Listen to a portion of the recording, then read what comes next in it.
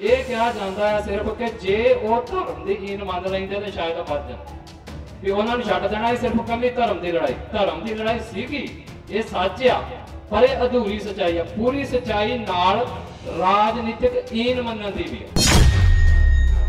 जिहड़ी उस समय की हुकूमत ही सिर्फ वह स्टेजां तो पता की प्रचार किया जाता भी वो चाहते कि सारा समाज असीं मुसलमान बना दईए, इहो प्रचार किया जाता ना। ये अधूरा सच है। पूरा सच है कि वो कहते रवो भावें तुसीं सिख, रवो भावें तुसीं हिंदू, पर साडी ईन मनो। असीं अपनी साहिबजादियां दी शहादतां तो प्रेरणा भी लैनी है। तो यही है कि जिथे असीं धार्मिक ईन नहीं ना मननी किसी की, उत्थे असीं अपनी सर्वोच्च राजनीतिक ईन भी नहीं मननी। जिहड़ा साडा अकाल तख्त सब तो उच्चा गुरु महाराज ने प्रगट किया, सिर्फ सिख उहदे अधीन है राजनीतिक तौर पर। सो पहली साहिबजादियां तो जिहड़ी सिखण वाली चीज आ वो यही आ कि धर्म के नाम नाल असीं अपनी राजनीति विच ही चुकनी आ। ते साडे लोग किन्ने बेसमझ हो गए ने कि इन्हां शहीदी दिहाड़िआं ते कहना शुरू करता भी राजनीति की गल करनी बंद कर दिओ। वो तुसीं सिक्की दे विच आधा हिस्सा कढ के बाहर मारन लगे हो। लड़ाई 18वीं सदी या 19वीं सदी दे विच रुक नहीं गई।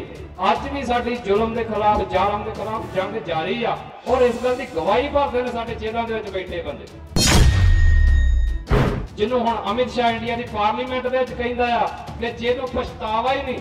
ये पछतावा शब्द कहदा आ, ये ईन दा मतलब आ भी ईन मनो साडी, कि तुसीं कल ईन मनो तुहानूं जेलां चों बाहर कढ दांगे, तुसीं ईन मनो तुहाडीआं जिहड़ियां फांसियां ने रद्द कर देंगे। पर साडा सिर झुकदा है उन्हां योधियां दे अगे जिहड़े जेलां 'च बैठे ने पर उन्हां ईन नहीं मन्नी। असीं शब्द वरतदे आ ना भी साडी हिंदुस्तान दे नाल जंग लगी ते इह उस जंग दे कैदी ने, ते जंग दे कैदी कदे तरले मिंतिआं नाल रहा नहीं हुंदे। ये लिस्ट नहीं मुकनी, ये उदों तक नहीं मुकनी जदों तक पंजाब नूं असीं खालसा राज दे विच बदल नहीं लैंदे, पंजाब नूं असीं खालिस्तान बना नहीं लैंदे। और जिहड़ी राजनीतिक ईन बनाउण दी गल करदे आ उन्हां दे सामणे हिक डा के खलो नहीं लैंदे ते अपना मुल्क बना नहीं लैंदे। कल्ली ईन इत्थे तक नहीं गी, ये साहिबजादियां दी शहादत नूं कित्थे लिया के खड़ना चाहुंदे आ। वीरवार दिवस बड़ा रौला पाउंदा। अज भी तुसीं अखबारां पढ़ो, पहले पेज ते मोदी साहब की फोटो आ ते अज वीरवार दिवस साहिबजादियां नूं श्रद्धांजलि दित्ती। ये भुलेखे पाए जाते हैं तुहानूं ते साडे बहुत सारे सिख चेहरे इन्हां भुलेखिਆਂ ਦਾ शिकार हो जाते।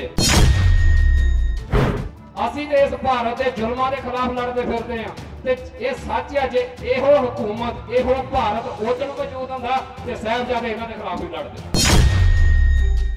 तख्त ते विराजमान धन धन साहिब श्री गुरु ग्रंथ साहिब महाराज, स्टेज उत्ते श्रोमणी अकाली दल अमृतसर की समुची लीडरशिप अते पंडाल दे विच गुरु रूप होई बैठी संगत, सारिआं नूं ही गज के फतेह अर्ज करदा जी।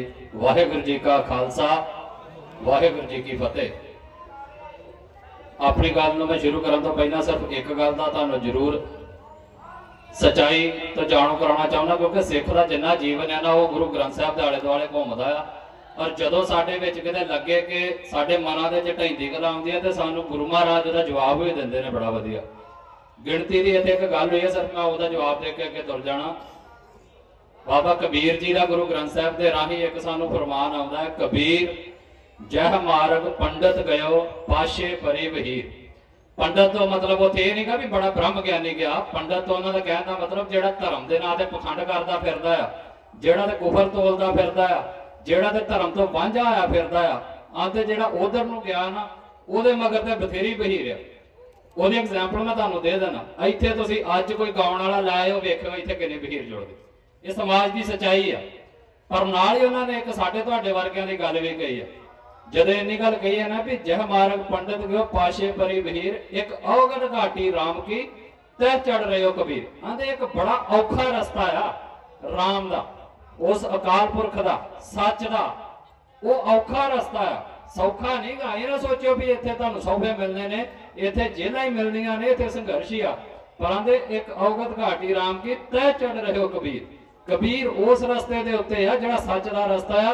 तुसीं थोड़े हो बहुते हो गल मायने नहीं रखाउंदी। इस गल दा दलासा है कि असीं सच्चे आ ते सच्ची स्टेज दे उत्ते इकट्ठे होए।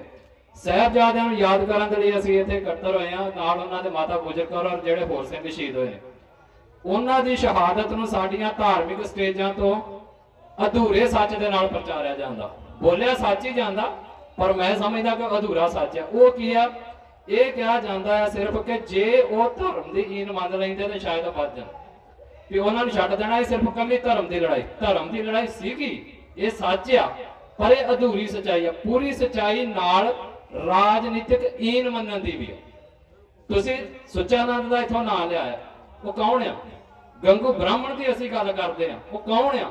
वो उसे समाज दे विच राजनीतिक ईन मनी बैठे ब्राह्मण ने गल जे उन्हां दा जिहड़ी उस समय दी हुकूमत ही सिर्फ उहदा स्टेजां तो पता की प्रचार किया जाता भी वो चाहुंदे भी सारा समाज असीं मुसलमान बना दईए, इहो प्रचार किया जाता ना। ये अधूरा सच है। पूरा सच है कि वो कहंदे रवो भावें तुसीं सिख, रवो भावें तुसीं हिंदू, पर साडी ईन मनो। अज भी तुसीं वेख लो अज दे हालात की ने। असीं सिर्फ इन्हां नूं मुगलों तक ही तोड़ के अपना जिहड़ा सच है बंद कर दिंदे आ। मौजूदा हुकूमत की कहंदी है तुहानूं, अपने संविधान राही तुहानूं की कहंदी आ कि तुसीं सिख नहीं हो, ते असीं ईन मन के बह गए आपो अपने घरां दे। असीं अपनी साहिबजादियां दी शहादतां तो प्रेरणा भी लैनी है। तो यही है कि जिथे असीं धार्मिक ईन नहीं ना मननी किसी दी, उत्थे असीं अपनी सर्वोच्च राजनीतिक ईन भी नहीं मननी। जिहड़ा साडा अकाल तख्त सब तो उच्चा गुरु महाराज ने प्रगट किया सिर्फ सिख उहदे अधीन है राजनीतिक तौर पर। पर हुण की हो गया, असीं दिल्ली के अधीन होना कबूल कर लिया, ये सानू मंजूर नहीं गा। सो पहली साहिबजादियां तो जिहड़ी सिखण वाली चीज आ वो यही आ कि धर्म के नाल नाल असीं अपनी राजनीति विच ही चुकनी आ। ते साडे लोग किन्ने बेसमझ हो गए ने कि इन्हां शहीदी दिहाड़िਆਂ ते कहना शुरू करता भी राजनीति की गल करनी बंद कर दिओ। वो तुसीं सिक्की दे विच आधा हिस्सा कढ के बाहर मारन लगे हो। इत्थे धर्म की गल भी होनी है, इत्थे राजनीति की गल भी होनी है। जे राजनीति की गल ना आई तो धर्म किवें चलूगा, मैं दसो ते। सो अगली गल है जिहड़ी साडी बंदी ਸਿੰਘਾਂ दी, वो इसे हुकूमत के नाल जोड़ के मैं गल करनी चाहुंदा। मौजूदा समय दे विच लड़ाई 18वीं सदी या 19वीं सदी दे विच रुक नहीं गई। अज भी साडी जुल्म के खिलाफ, जालम के खिलाफ जंग जारी आ। और इस गल की गवाही भरदे ने साडे जेलां दे विच बैठे बंदे। ये क्यों गए ने? इहदा किहदे नाल वट बन्ने दा रौला है? मैं दस्सां जगतार सिंह बारे दा, भाई तारे दा किहदे नाल वट बन्ने दा रौला है? किसे नाल नहीं गा। जे रौला है तो वो सिर्फ जिहड़ी गल मैं तुहानूं दस्सी है ना, राजनीतिक ईन मनण दी गल आ, जिन्हों हुण अमित शाह इंडिया की पार्लीमेंट दे विच कहंदा आ कि जेनूं पछतावा ही नहीं। ये पछतावा शब्द कहदा आ, ये ईन दा मतलब आ भी ईन मनो साडी, भी तुसीं कल ईन मनो तुहानूं जेलां चों बाहर कढ दांगे, तुसीं ईन मनो तुहाडीआं जिहड़ियां फांसियां ने रद्द कर दांगे। पर साडा सिर झुकदा आ उन्हां योधिआं दे अगे जिहड़े जेलां च बैठे ने पर उन्हां ईन नहीं मन्नी, ते असीं भी ईन नहीं मन्नणी। जे इन्हां नूं रिहा कराउणा आ, ये मेरे अपने विचार ने, कोई इहदे नाल सहमत हो सकदा, कोई नहीं हो सकदा, पर मेरा यह मनना है कि ये जंग दे कैदी ने। असीं शब्द वरतदे आ ना कि साडी हिंदुस्तान दे नाल जंग लगी ते ये उस जंग दे कैदी ने, ते जंग दे कैदी कदे तरले मिंतिआं नाल रहा नहीं हुंदे।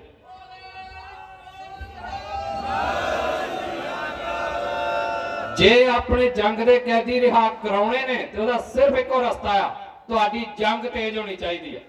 दुश्मन तुहाडी तलवार दा, तुहाडे हथियारां दा, तुहाडे विचारां दा भै मन्ने, फिर तुहाडे साथी बाहर आउंदे ने। कदी सिर ते कालियां पग्गां बन के जा इन्हां दे सूबेदारां नूं डीसीएन मैमोरेंडम दे के साडे जंग दे कैदी बाहर नहीं जाण। सो मैं तुहानूं अपील करनी चाहुंदा हां कि अपना संघर्ष तेज करो आजादी दा, खालिस्तान की प्राप्ति की गल तेज करो, फिर ये जंग दे कैदी बाहर आउणे ने। पर इन्हां दे बाहर आउण तो पहला हज़ारां होर जंग दे कैदी बनणगे। ये लिस्ट नहीं मुकनी, ये उदों तक नहीं मुकनी जदों तक पंजाब नूं असीं खालसा राज दे विच बदल नहीं लैंदे, पंजाब नूं असीं खालिस्तान बना नहीं लैंदे, और जिहड़ी राजनीतिक ईन बनाउण दी गल करदे आ उन्हां दे सामने हिक डा के खलो नहीं लैंदे ते अपना मुल्क बना नहीं लैंदे।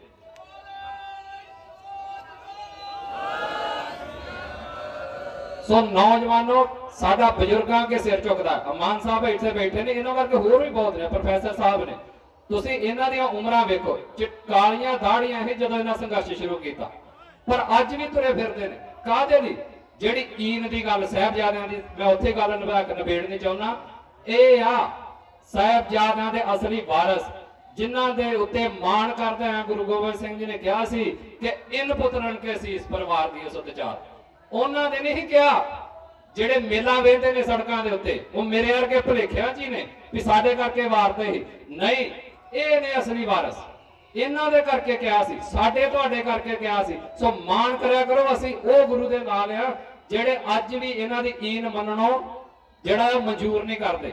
कई ट्रैक्टरां ते गाना वजदा, उहदे च मैनूं एक याद आ गया, वो कहंदे कि गोबिंद दे लाल सूबिया समझी ना डर जाएंगे, इहो ही इन्हां दे बोल। ते कई वारी मैं सोचदा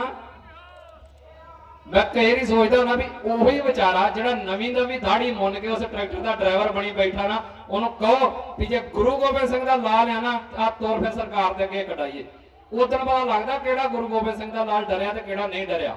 लाल तो मतलब सिर्फ काली दाढ़ी नहीं गी भी ट्रैक्टर के उत्ते चढ़ के ते गाना बजा लिया ते असीं गुरु गोबिंद सिंह दे लाल बन गए, भावें दाढ़ियां चिट्टियां ने, ये ने गुरु गोबिंद सिंह दे लाल। असीं तुसीं आ गुरु गोबिंद सिंह दे लाल, और माण वाली गल आ साडे वास्ते। सो असीं इन्हां दी ईन नहीं मननी, पर ये हर गल ते सानूं ईन मनाना चाहुंदे आ। सो आखिरी गल जिहड़ी आ मैं करके समय दे हिसाब दे नाल अपनी गल तुहाडे नाल करनी चाहुंदा। कल्ली ईन इत्थे तक नहीं गी, ये साहिबजादियां दी शहादत नूं कित्थे लिया के खड़ना चाहुंदे आ।